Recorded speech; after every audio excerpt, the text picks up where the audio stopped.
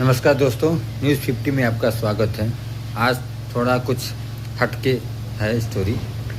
ये है पानीपत की युद्ध। जी हाँ, क्यों जो बड़े युद्ध हुए वो पानीपत पे ही क्यों हुए? आज हमको कुछ कुछ कारण बताएंगे आपको, सुनिएगा और उस पर कुछ कमेंट कीजिएगा।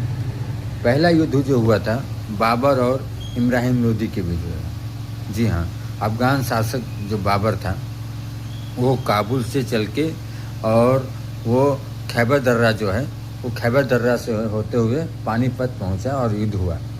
इसमें बाबर जीता और इब्राहिम लोदी की हार हुई थी। और इसमें इस जीत से मुग़ल सल्तनत की जो थी ना वो नींव पड़ी थी इस जीत से। और पानीपत इसलिए चुना गया था क्योंकि वो दिल्ली तो नज़दीक था, दूसरा एक तरफ यमुना थी और दूसरे तरफ नाले थे, दर्रा और नाले थे। तो उसको राजा महाराजाओं को इसलिए फ़ायदा होता था कि सेना को खाने की सामग्री के साथ पानी की व्यवस्था भी चाहिए।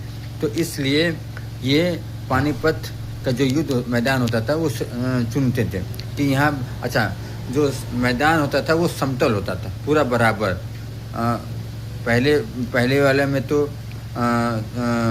तोप उतनी नहीं थी, लेकिन जो यात्रा दौड़ने भागने हाथी का चलना ये सब करने में यूज करने में आसानी होती थी। दूसरा युद्ध जो हुआ था अकबर की जो सेना थी मुग़ल की, वो बैरंग खां और हेमू विक्रमादित्य के बीच हुआ था। और इसमें अकबर जीत गया था और हेमू हार गया था। यहीं से जो हिंदुत्व था, हिंदू की सेना थी वो हार गई थी मतलब। और हेमू इसमें हार गया था।